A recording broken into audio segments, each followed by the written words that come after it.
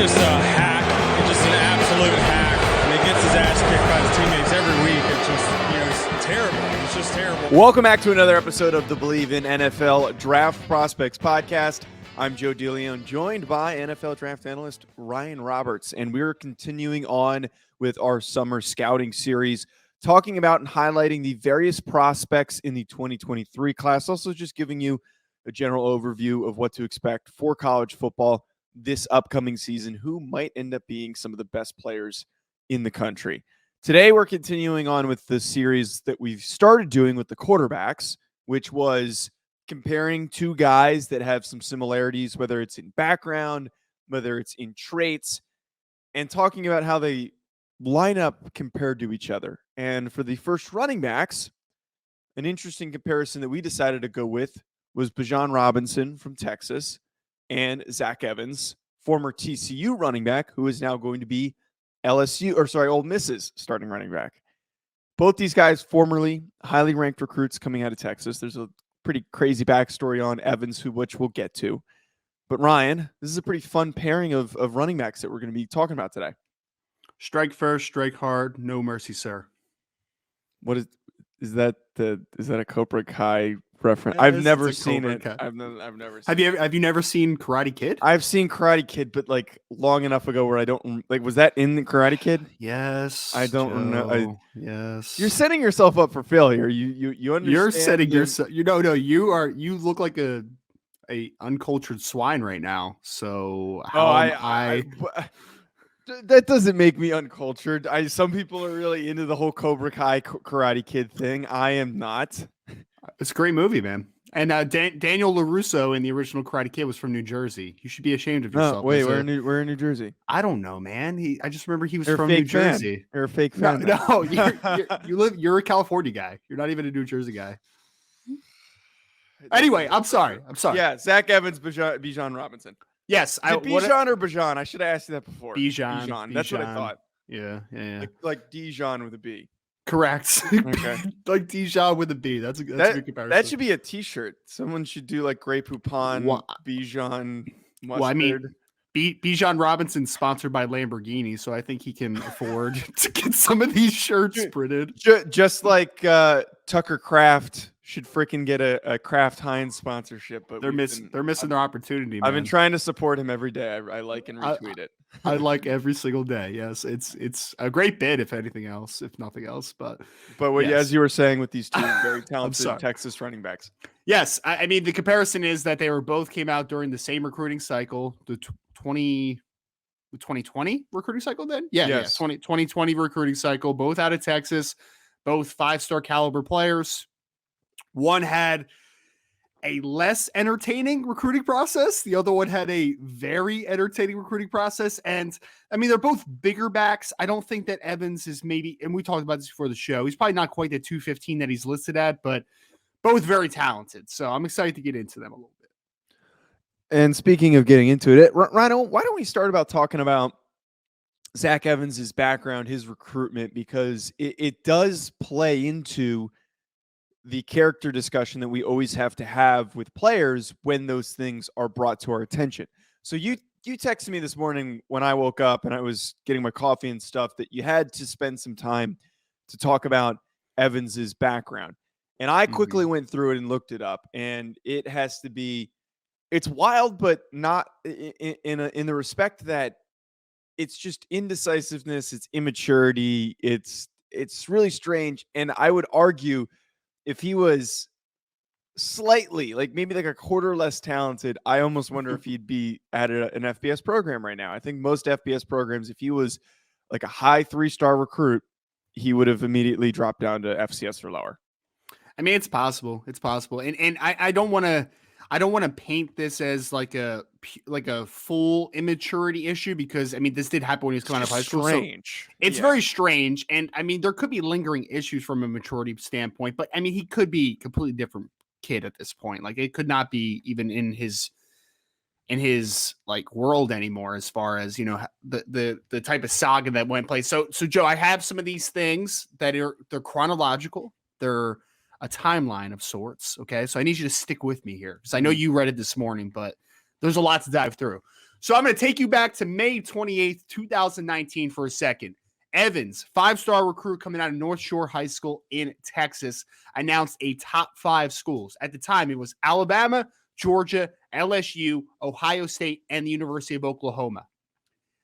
Fast forward to June 7th of that same year, his teammate, who is Damian George, that is an offensive tackle now at Alabama, he committed to Alabama at that time, and Evans told 24/7 Sports at that point that him and George were a package deal. So immediately you would say, he's going to Alabama. He said he was a package deal like a week before that commitment happened. Does not happen.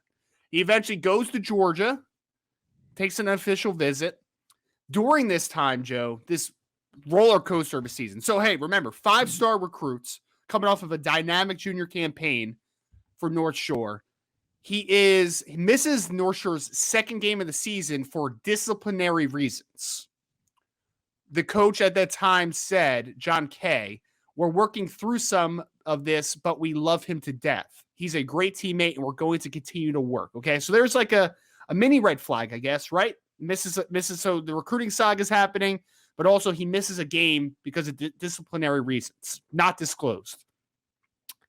After missing 2 games, Evans returns, and this just kind of illustrates how talented of a player he is. He returns to the lineup and rushes for 133 yards and 2 touchdowns and only 8 carries. So, pretty good player. Then he takes an official LSU. Apparently, LSU is in the mix in October. Goes to November, goes to Texas A&M. Texas A&M apparently is a big player. Eventually, he says that he's going to announce on December 4th where he's going to school. The finalists, Alabama, Georgia, LSU, and Texas A&M were the new list of finalists. Guess what, Joe? Guess what? What? He did not announce on December 4th. He said he changed his announcement. He delayed it. Now he's going to go to the Under Armour All-American game, which is on January 2nd. So now, Joe, he goes to the Under Armour All-American game. Actually, no. I'm jumping ahead of myself. I want to continue to... Come on, Ryan. These disciplinary reasons, Joe. Ready? So he's attempting to graduate early. So he has to take the ACT. Well, Joe, he had to miss part of North Shore's semifinal playoff game against Lake Travis. He missed the first half because he had to take the ACT.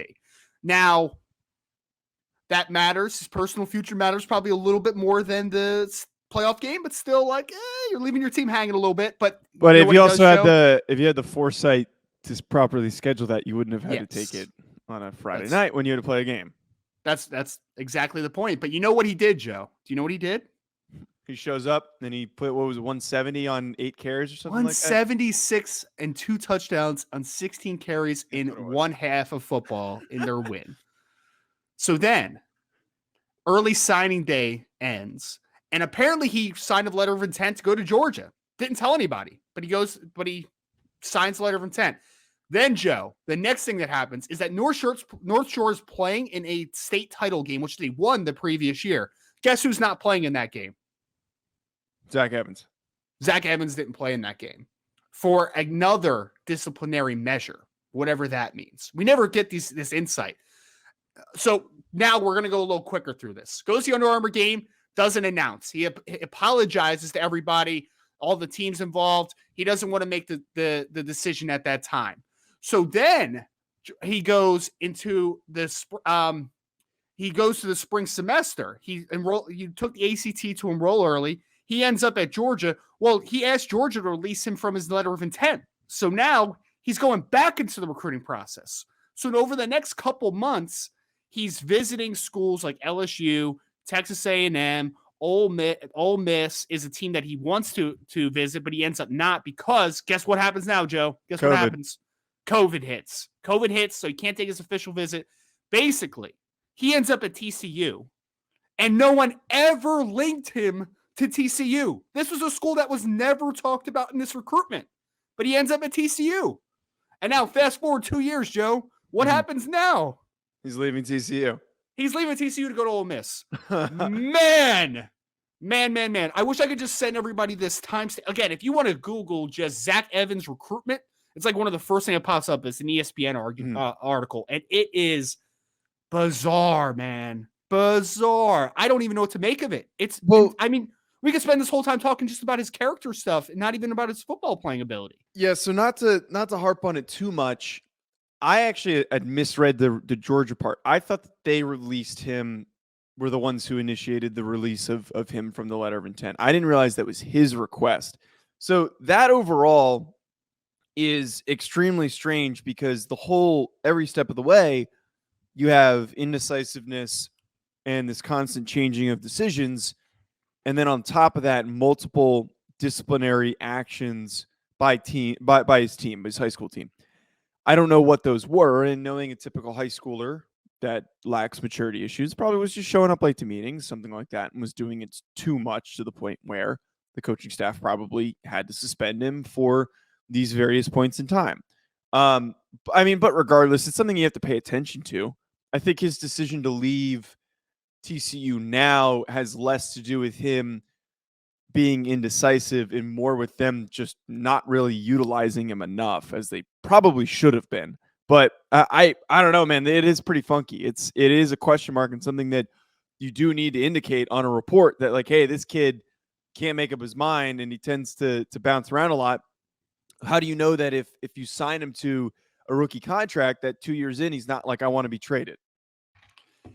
It's something that's going to be talked about a lot. Teams are going to dive less in about the football playing aspects of him, just like we did for the last 6 minutes.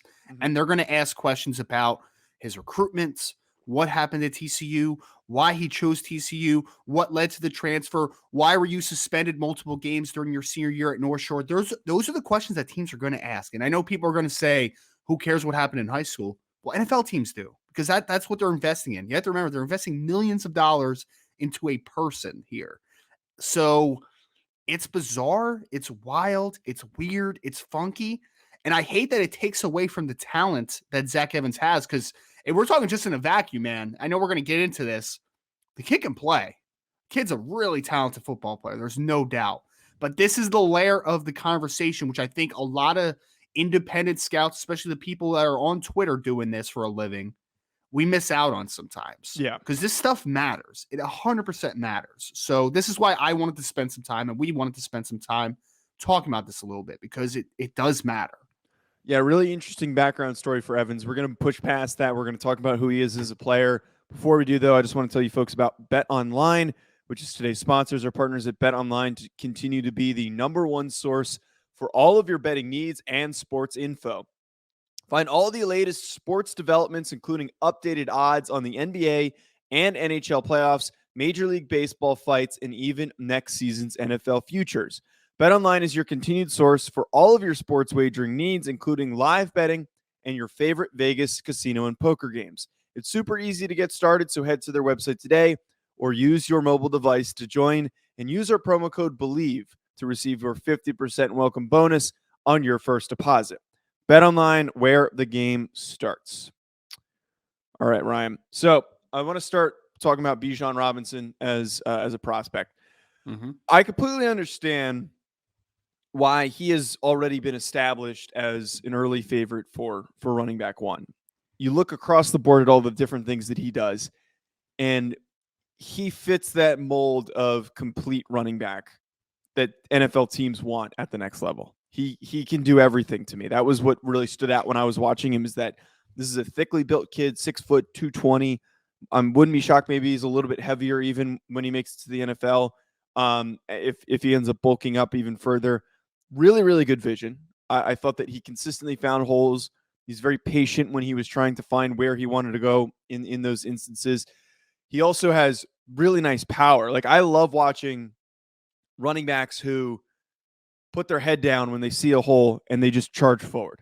And you compared him to Saquon, and that's something that Saquon has never done well, which is just charge forward through a hole. He has always danced in a hole and then lost yardage because he was trying to dance too much. I don't see that with Bijan. I see a guy that has an intent to pick up yards, and when he knows where he wants to go, he tries to find those paths to pick up extra yards.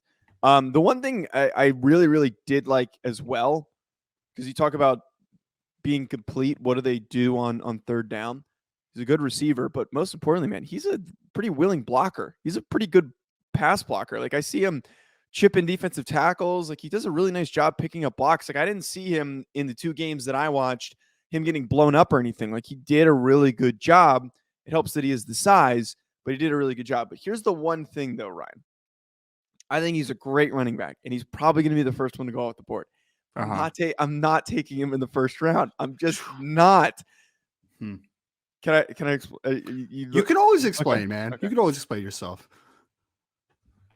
For me to willingly, and this is mostly because of how the NFL has trended away from running backs recently, and I think we've hit the bottom. We've officially hit the bottom for there being massive interest in running back prospects. The usage is just not there anymore. Teams very rarely rely on one guy. It's becoming a multi-back system for a lot of NFL teams. The only team I can think of that consistently tries to go to one guy is Tennessee. Like, they've always done that over the past couple of years with Derrick Henry. But for me to want to draft a running back in the first round, I need to have that holy shit moment. Like, been telling you that, like, that's kind of my evaluation moniker, if you will, that if I have that holy shit moment, like, wow, this guy's really, really good. And it has to be even more for a running back. I didn't necessarily have that with Bijan. And I'm not saying that he's not a really good athlete and he's not a really, really good running back, but I don't know why I would be drafting him in the first round. Because he's rare, man. He's a rare athlete at the position, in my opinion. I think he is. When was the last time a running back in the first round has panned out? I don't care. I mean, I guess McCaffrey, right? I mean, but when he's been healthy, he's been awesome. He's been healthy like once. No, well, come on, man. When he's been healthy, he's been a really good running back in the NFL. Really good running back. Zeke is slowing down now, but Zeke was a really good running back at first for the Cowboys. He was really good. I know. I get it. Good. Hey, man. Yeah. This is my running back take, and I've been consistent on this. I don't usually like to take him in the first round, and I definitely don't like to give him big money second contracts. There's no, thank you. I get that. And if you don't value running back in the first round, I get it. All I'm saying, though, is that I think that early on that Bijan Robinson is probably going to be a top 10 player in this draft for me. Not saying I would draft him in the top 10. I'm saying, like, in a vacuum, he's a top 10 player. Wow. Not with the positional value put into the conversation, because you're never going to draft. I would never draft a running back in the top 10. No chance about that. But I think this kid is a first round player. And I think I just see a little more athlete than you do. I think you think he's a good athlete. I think he's a rare athlete. I really do. I think it's just the explosiveness, the lateral jump cuts you see from a guy that big, 220 plus pounds. Why I compared him a little bit to Saquon style from a athletic perspective. Saquon's probably a little bit faster, touch faster. But what reminds me of him is the lower body. Dude's massive. And just the ability for him to change direction at his size, I think is just rare. Like, I don't see much of that coming around. I'm kind of thinking, would Jonathan Taylor be a better Taylor's faster than Saquon. But that's what because the reason why I can't get behind the Saquon Bijan comparison is that Saquon, again, like I was saying earlier, has never been like that charge forward, and then when there's an open rushing lane, he hits that jump cut, and then he picks up that second gear, and that's why he's dangerous. That's why Bijan. I get that. Yeah. Saquon comes to the hole. He dances. He turns around. He runs in circles until he finds what, and he's never worked out of that. And I think Jonathan Taylor is better at actually charging forward, hitting the hole, and he was more deceptively fast, and I think Bijan's a little bit more deceptively fast. It's fair. I get where you're going. Maybe it's not a full stylistic comparison to Saquon. Maybe it's more an athletic comparison to Saquon. Like, there's just some parts of his athletic profile that remind me of him. Because I think, like, Jonathan Taylor isn't an incredibly twitchy back. He's more of a long speed hitter type of guy, right? Like, I don't know. Like, I when I think of Bijan Robinson, I think of short area bursts. Like, that's a guy that I see in that regard. And I think he does have natural hands. I think he's explosive after he gets the football in his hand. I think he's a good blocker. And this is one thing that we actually disagree with a little bit. I think I didn't love his vision. I didn't. I thought it was hit or miss, to be honest. Like, I thought there were moments of good, but like, I thought that he wanted to bounce a lot. Like, I did not see great vision. I saw a great athlete with improving vision, but I think that there's still a big step forward he could take from a vision department. What games did you watch? I'll tell you right now. Give me 1 second. I'll pull up my notes for you. I ended up watching 3 games, which is actually sometimes I stop at 2 for summer evals because you want to get through as many guys as you can. So let me pull up what I have here. I watched. Oh my god, I'm blanking on which ones I watched. I watched Baylor, which was not a good game for him. No, I didn't. I tried not to watch that one because he didn't have that many yards. I watched TCU, which he had a like 200 something yards that game, and then I watched one more. I'm trying to find where my. I watched Louisiana Lafayette, and I think I watched Texas Tech. Yeah, I watched. There was 2 games that he had really big numbers. Yeah, I watched Louisiana as well, Lafayette, because that was the first game of the season. I went chronologically. I watched Louisiana, TCU, and then I finished with Baylor. So one was at the beginning, the first game of the season. TCU was right in the middle, and then Baylor was a little closer to the end of the season. And I threw Baylor in there, Joe, because he had not a great performance from a production standpoint. But I thought even in that game, you just saw there's something there. You know, it was just more their offensive line wasn't very good this past year, I think, is something that we don't talk about. And maybe that's why I didn't love the vision, because I felt like he didn't trust what was going on in front of him a little bit. But I mean, that offensive line was not very good for Texas last year. Right. That was kind of the mental note that I had when I put down, I really liked his vision. It was very good vision for a guy who doesn't have a lot of room to operate. And I think that he was screwed a lot. Like the Louisiana Lafayette game, like he and also whoever their starting quarterback was in that game, I forget who it was. Thompson, right? Was it Casey Thompson? Casey Thompson's number 1? Yeah. No, he's 11. I think it was Hudson Card then. But Card regardless, started that game? Whoever it was starting that game, like he was running for his life against Louisiana. Like they were just not protecting or giving any of them time to do anything. So like that was kind of why like I was impressed, because he was really sold out and screwed over on a lot of plays. And he still managed to find space to move. Like I think his vision's better than Zach Evans. It stood out to me more than what Zach Evans did. I agree with that. I don't think Evans has great vision. I think he's a very one-cut bounce type of player as well. Like I think he's just been a better athlete than basically everybody he's ever played against for a long time. Like in high school, he was just a man amongst boys. And I think for the most part, he's been kind of a man amongst boys in the Big 12, man. Like, I mean, we talk about Evans a little bit. And is that where are we segueing right now into Evans? Yes, like you want to get into it? Okay, yes. That was a great segue, man. It was great because you almost had me going without even asking. So the kid is a pretty dense build. I mean, like he's not as tall as Bijan, and I think that he's probably closer to like 210-ish range compared to where Bijan's 220, 225, somewhere in that ballpark. But man, he has some crazy acceleration, in my opinion. And the one thing I love about Evans, Joe, is I think when he gets into the open field, he's very no nonsense. Like he is running to daylight. Like he's not dancing at all. But then he's got like these subtle moves in the open field at times. He's got this spin that he pulls out of nowhere. He's got this quick lateral cut.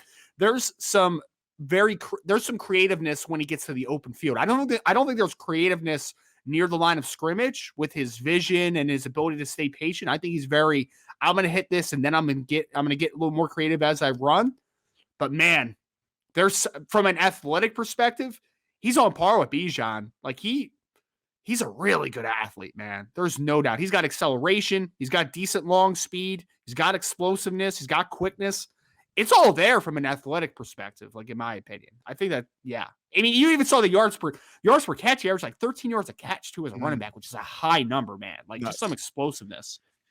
And maybe it's because Evans is lighter than Bijan, but I noticeably Zach Evans, I thought accelerated a lot quicker. The vision wasn't necessarily there for me, and his offensive line was just as bad, if not worse, than the Texas offensive line. So he didn't have a lot of room to operate. But there were some carries where you see him get a little bit of space. Like he's a guy where if you leave him room to move, he's gone. He's going to pick up that gear instantly. He is going to cut and redirect and weave. He's somebody who I noticed he doesn't need to really lose or change speed in order to change direction. Like that's a really rare thing for me with the running back, being able to do that, just to keep moving at that same speed while you're weaving in and out of lanes. I like that vision that he showed more in like that second level of separation rather than the first level of separation, kind of like a punt returner. Which did he even return punts? I don't think so. He should. I would argue that or he a kick definitely returner. should. Yeah, he'd be something. Yeah, no, but he's got that ability to kind of recognize that second level of separation, and I really like that about him. He's more of like a team that I wouldn't draft him to be like my number one running back and immediately take over, because again, teams don't just don't do that anymore. I'd maybe talk myself into it with Bijan, but you add him into the mix with another running back group, like he could be like a huge threat. Yeah, I'm still trying to find a comparison to him. I mentioned Aaron Jones before the show just because I think like what you say is and when I would describe Zach Evans, I would say he's a one gear runner, but that gear is very fast. Like again, he doesn't have to throttle down a ton when changing direction. Like it's just very natural from a one gear perspective. Well, I think Bijan is a multiple gear type of runner. Like I think that after he changes direction, he gets a little more burst, but his cuts are probably not as explosive as a guy like a Zach Evans, if that makes sense. So yeah, I agree with your assessment a lot. Here's my question for you. Yeah. Everything's settled off the field. It's not a concern. How good can Zach Evans be? I know you said like he's a guy that can come in and he could be a productive back, but are we talking second round talent who could be a high volume ball carrier? Like what are we looking at with Evans in your opinion? I think he fits that second, because again, I'm just so anti taking a guy in the first round, but whenever that run on running back starts, it usually happens somewhere on day 2, like we're starting to see more and more. I think he fits into that conversation. If a guy like Breece Hall goes as early as he does, and the guys that we saw this year go on day 2, I think that Zach Evans definitely fits that. And this year he's probably going to have a really good year because he's going into an offense that isn't a bunch of gimmicky bullshit, that's actually going to use him and get him the ball and put him in advantageous situations. They're probably going to lean on him too, because you don't really know for sure how good Jackson Dart is going to be. They have some good returning receivers at Ole Miss, but they'll probably lean on him and use him as much as they possibly can. Which will be a change, because I know TCU had that other nice running back that we'll probably have to talk about at some point, Kendre Miller, who's a very interesting player, but bizarre, man. Because I know Evans wasn't an early enrollee, obviously, at TCU, so he missed like that, that spring to get a role as a freshman, but just wasn't used an incredibly amount. But I mean, he averaged over 100 yards a game last year, and he only ran the ball like 90 something times or something, like a pretty crazy number. So yeah, he's extremely talented. And then you talk about situation, which is big for running backs. He's walking into an Ole Miss team where, say what you want about Lane Kiffin as a person, he can design up some offense, man, and he's going to put him in great situations. And they just lost a running back room that Snoop Conner got drafted in the NFL. Jerrion Ealy's no longer in the room as well at Ole Miss. So you're going to think that him coming in now, and they actually had another transfer running back this offseason, Joe. I don't know if you saw that. Ulysses Gilbert, I think is his name, right? Ulysses Bentley. I'm sorry, not Gilbert. Ulysses Bentley. Name. Yes, who was a transfer from SMU, I believe, and was a good player at SMU for a couple years. So he's going to be splitting well, I don't know about splitting carries, but he's going to be taking some carries away from Zach Evans. But you still assume that Evans is going to walk into that Ole Miss offense. He's going to have a big role, to say the least, with Jackson Dart playing quarterback there. So excited to see Zach Evans. I look forward to seeing how much he's knocked for some of the off the field stuff, or if that stuff checks out, because I mean, if I had to give a preliminary grade right now, and I haven't done it right yet, he would definitely have a day 2 grade for me. Like there's no doubt. Yeah. I mean, he would have somewhere probably in the second round grade, because I think the kid could be special. It's just about ironing every part of the evaluation out with him. Before we wrap up, I have an interesting comp. What about Travis Etienne? Because like they're similar size, 5'11", 210. Etienne ran a 4.45. I think Evans is faster than that. But one of the things that I always just remember, time speed faster. I think Etienne's faster on the field though. But I was just But the one thing with Etienne that I compare to him is value as a receiver, threat in open space as a receiver, but just really, really dangerous when you give him that open space. That's kind of like where that popped in my head. Yeah, I mean, like I said, I don't have a great comp for him. He's an interesting player. He's different. I'll by the time the draft comes around, I'll definitely have a comp for him. I'm just interested to see. He's going to be like, I think he might be the biggest wild card in this running back draft class, man. Like talent level on par with anybody, but there's just so much to consider with a guy like Zach Evans. So he's going to be a little bit of a bizarre case study, I would say. So we are going to be moving on with another pairing of running backs. And then we're also going to do our overall conversation show for the running back group with Alex later in the week. Next one we will do we want to do Bigsby and Charbonnet next? Yes, let's do the bigger backs. Yep, I like that. We will do Tank Bigsby. Even though Bigsby's not listed that big, but like he runs like a freight train. So yeah. Who is the Utah kid that you texted me that's 6'2", Tavion Thomas. Yeah. Man, I want to talk about him. That's fucking. Throw him in. Yeah. Let's throw him into that one. We'll do it. We'll do a trio. It's too many guys. We'll do a trio, man. Do a trio. I'll think about it, folks. Thanks for tuning in. Enjoy the rest of your week.